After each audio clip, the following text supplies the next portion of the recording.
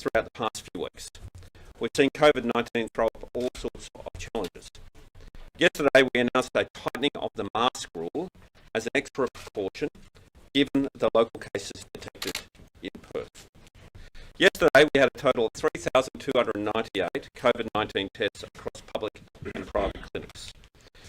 This was a good result considering information only came to light late in the day. As I said yesterday, we were in a holding pattern in relation to a decision on a possible lockdown, and that we needed to give ourselves and the contact tracing team more time to get to the bottom of where people had been. I want to reiterate my thanks to the contact tracing teams that have surged in capacity. Health and police are working together to get in touch with as many people as possible that have visited the reported potential exposure sites. A list of potential exposure locations is up on the wa.gov.au website and has been updated overnight with more locations. It's so important that people check the website and go get tested if you have been to an exposure location in the timeframes listed. Again, as the situation evolves, the information is updated, so it's important to understand the locations and times could change and more will be added. This morning, we learnt more about the other two cases who are living in the same house as case 1001. Information about their movements and their possible contacts continues to be updated. This is what we understand at this point in time. Both have been working as food delivery drivers. Our health experts believe they could have been infectious from Tuesday the 27th. We're advised they worked on the 29th and the 30th. The public health advice is that the risk is low when it comes to food deliveries, given the minimal contact and the requirement to wear masks. Our contact tracing team is working through the restaurants they attended for short periods to pick up food and also the delivery points. People will be contacted directly to be advised about the situation and directed to be tested accordingly. If any of the food pickup locations are determined to be a potential exposure site, these will be listed on the website. However, given the short time the drivers may have been at the locations and the fact that they may not have entered inside the premises means some restaurants will not be classified as an exposure location. In addition, one of these positive cases has attended a cooking school on the 27th and the 28th. This was Perth College of Business and Technology. Currently, we understand about 20 people were also in that class, and they have been contacted or are being contacted as we speak, so they can be tested and put into isolation. The cooking classmates have not yet been included in the close or casual contact numbers I listed earlier, but they will be added once they have been classified by our contact tracing team and health experts. As I said yesterday, we cannot underestimate this virus. We cannot be complacent. We need to follow the health advice. We need people to get tested, and we need everyone to keep wearing your masks. I want to avoid going into lockdown again. I know how much it can impact people's lives and businesses, but if we need to go back into lockdown, we will. That decision will be based on the latest health advice. But currently, at this point in time, we can avoid a lockdown purely based on the restrictions we've had in place over the past week and the requirement that people had to wear masks. It has significantly reduced the risk of transmission in our community. However, regrettably, we have to reinstate some restrictions to protect the West Australian community. We must follow the health advice because to do the opposite is far more destructive. We're talking about a virus which the world still doesn't fully understand and which we've seen time and again is causing chaos around the world. We have to clamp down on COVID-19 so we can return to normal business more quickly. So, based on the additional information that has now come to light, we have made the decision to not permit spectators attend the Derby this afternoon. There will be no crowd at this event at Optus Stadium this afternoon. I understand people will be disappointed.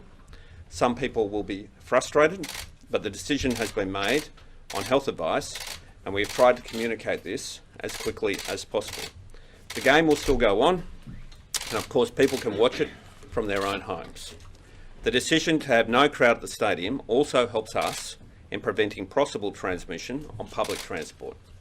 Having 45,000 people try to get to Optus Stadium at the same time is too much of a risk, especially as we are still going through the close contacts.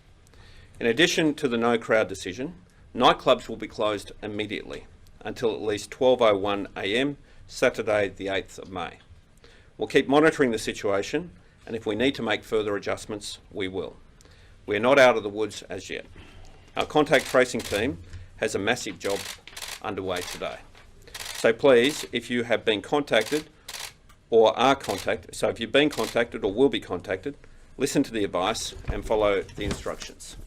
Thank you once again to all West Australians. Your understanding and your patience is helping us to keep, your understanding and your patience is helping to keep us all safe from this deadly virus. Please wear your mask, use Safe WA, practice the COVID safe principles, and get tested if unwell or you have been to an exposure site. Any questions? There have been empty queues at testing clinics today. Are you concerned? Is that a concern for contact tracers?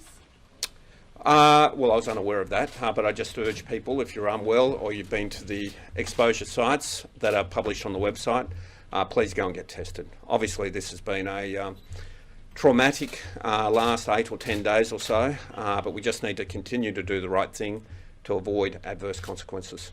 Are you any closer to finding out how case 1001 got COVID? No, we don't know. We don't know. He's in the hotel. Sorry, I'll tell you what I know. The CCTV, we've done a review of the CCTV in the area in question. At this point in time, we have not picked up anything that causes us concern in relation to the behaviour of the guard or the people in the rooms at this point in time. As far as we're aware, and the CCTV, I'm advised, bears this out, the mask wearing was appropriate by the guard in question, and there was nothing else that occurred in the area that was unusual. What you've seen in other states, of course, is exactly the same thing occur. People wore masks, everything was done appropriately, yet somehow people got infected. Just goes to show that it's sometimes some things appear to be inexplicable. How comfortable are you that security guards have been complying with PPE requirements since January, February? Well, the rules are there. We've done all sorts of things in terms of training, in terms of preventing second jobs, in terms of vaccination, in terms of daily testing of the security guards. The regime is extraordinary when you think about it. There's daily testing of all the security guards. They're not permitted to have a second job. They're getting vaccinated in large numbers now, and it's actually going to be a lawful requirement as of May 10. They all have to wear PPE at all times. We have CCTV either in operation or being rolled out in all of our hotels in order to protect ourselves and make sure there's minimal risk of transmission. That's what we're doing, yet this has occurred. So it's hard to understand, but we're doing our best to prevent transmission. And as I said before, we're going to reduce the number of returning people into Perth in order to minimise the risk in the future. You've been very strong in the past on going straight to snap lockdowns. Are you trying to take a different approach now, or is it simply because people have been wearing masks? Well, it's a good question, Alicia. When these people, the security guard and his two housemates, were in the community last week, we're in a state of semi-lockdown. So basically there was limited activity in the community, there was limited movement, and everyone was wearing a mask. And that's given us the opportunity to adopt the course we've adopted today. But our contact tracing will roll on. Obviously, if we pick up cases, that situation may change. You say it's low risk because we were wearing masks, but a mask wasn't enough to protect the security worker from contracting the virus. Yeah, but he was in an environment where there were positive people. So obviously in the broader community, where you're not in that intense environment, where there's not higher viral loads, it's a different situation. Are you worried at all about potential spread last night, having nightclubs open, on their busiest night of the week? Well, you have to make judgment calls. We didn't have some of the information to hand yesterday that we have to hand today. So you have to make judgment calls. But I am comfortable, and the health advice is very comfortable, that the position we were in last week, where we had people wearing masks, limited movement, limited numbers of people at various venues, a much quieter community, has meant the risk of transmission was lower. Can you talk us through the Derby decision? Yesterday you were saying that it was allowed to go ahead with crowds. Today you're saying it's not. What's changed? I think yesterday I said it would go ahead and we'd make a decision finally on crowds today, and we've made that decision now. Obviously, having 45,000 people in the one location and all of the crush in particular getting into the stadium, we judged was too high a risk in light of the fact that we've learnt about the sort of cooking class and the people we haven't contacted at this point in time. And it's a tough decision. I know a lot of people love the Derby, it's a great spectacle. But in light of what we've learnt overnight about the people that we don't know whether or not they're infected or otherwise, we just thought it was too big a risk today. It's better to miss out on a football game, as important as that is, than have cases in the stadium or cases in the crush getting into the stadium and potential spread of the virus. Given it's only a couple of hours out from the Derby, are you concerned that the message may not get out to everyone? Well, we're publishing it as best we can. We've advised the Eagles and we've advised the stadium. We looked at what options were available, but I think this is the safest option. Given we don't know how this guard got it, and there is still like a red zone and a green zone in hotels like the Pan Pacific, like there are still, the public can still stay there, is the health advice that that's still safe? Yes, the health advice is that is safe. So we haven't had any spread in that way in any of our hotels, and I don't think anywhere around Australia has had spread in that way at any point in time. If we want to be absolutely secure, if we want to prevent any risk, we just stop Australians returning home. That's the only way to do it. Other than that, we have to run these hotels and we have to do it as safely and securely as we can. But how is allowing the general public to have high tea at the Pan Pacific and to book a room, how is that running as safely as possible? Well, in that practice now? It's different floors, it's different areas of the hotel. It's been going on for 14 months in that way. Obviously, we have to work with the hotels if we're going to have them actually take on this responsibility, which, as we know, because the Commonwealth won't do it, the states have to do it.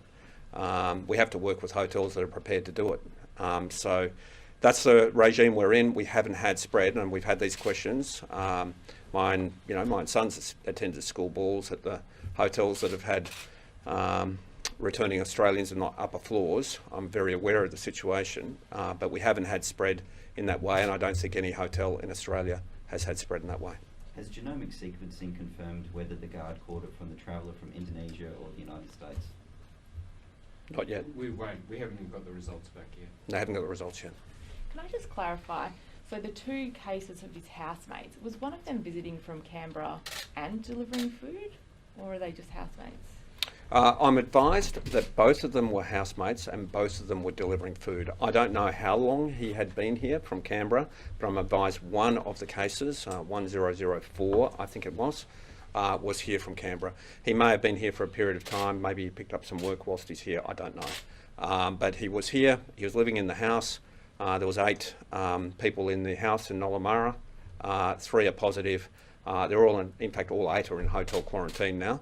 We're doing our best to protect people. In fact, that's a pretty strong measure, putting people into hotel quarantine in that situation. But they were delivering food through one of the food delivery companies. I outlined the situation as it stands in relation to that in my earlier address. When you say food delivery companies, do you mean like a supermarket or? No. I mean, like there's various ones out. I don't want to name the one. There's a bunch of them out there.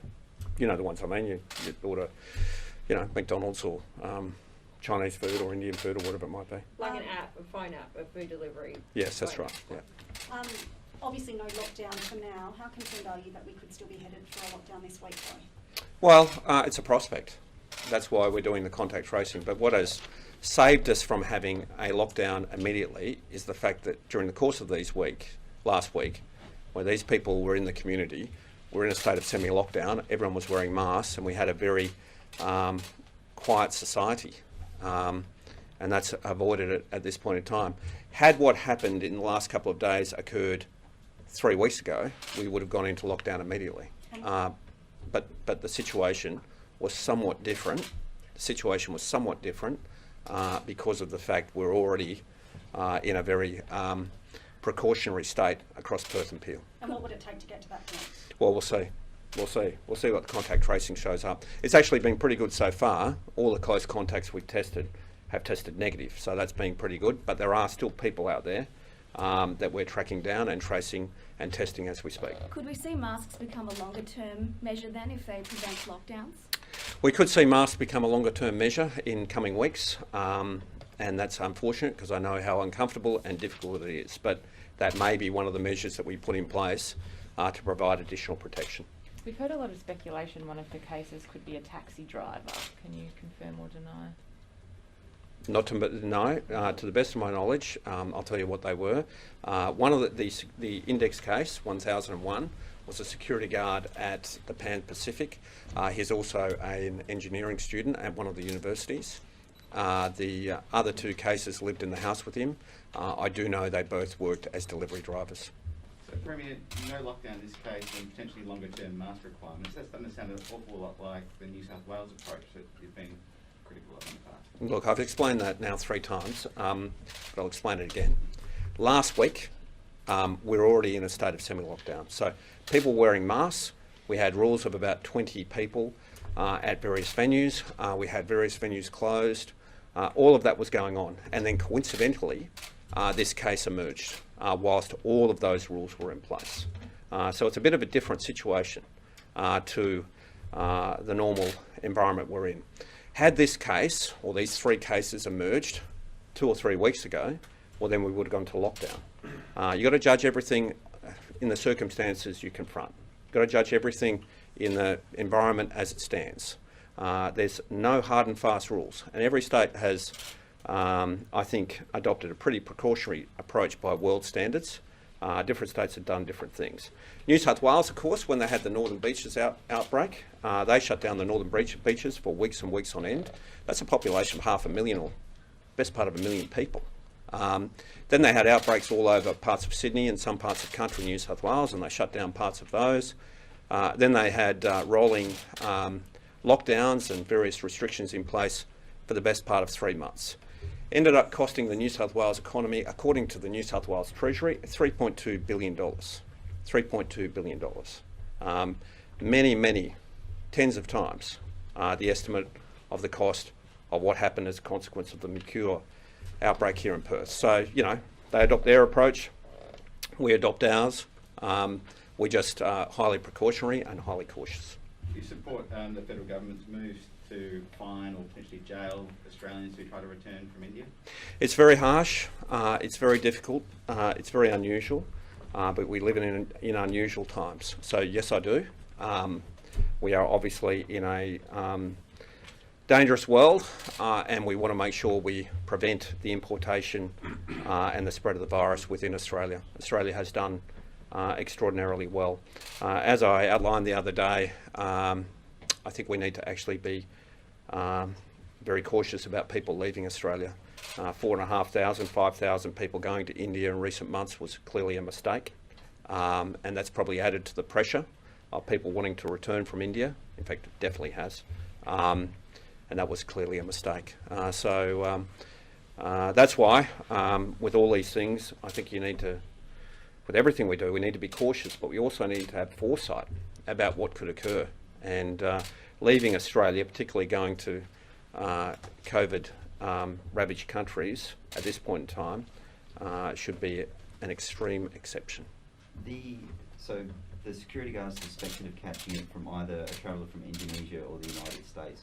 Do you know if either of these people were staying in positive pressure rooms at the Pan Pac? I don't know the answer to that. The advice from the Pan Pac is that their rooms are either negative pressure or neutral. But obviously we're going to investigate all of these things as time goes on. And was the guard stationed in the corridor outside the room of COVID positive cases? We move, the guards are always at the end of the corridor, as I understand it, away from the rooms, but sometimes we don't know people are positive. So the guard is there, but we don't know the person's positive because the testing result hasn't come through. So they can acquire the virus whilst no one knows that someone is positive, and that may well be the case in this situation, but I'll try and get you some further advice on that. On what date was the guard vaccinated? I think it was the 23rd of April. He was vaccinated. He received the first Pfizer dose. Obviously, he hasn't had the second Pfizer dose, but he did the right thing, and for that he's to be congratulated. But clearly, the first dose, and perhaps even the second dose, doesn't make you immune from catching COVID. What it does is reduce the impact of COVID and potentially reduce your capacity to transmit.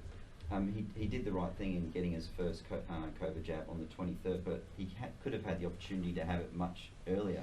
Is there a reason for the delay? Was there a reluctance? I don't know.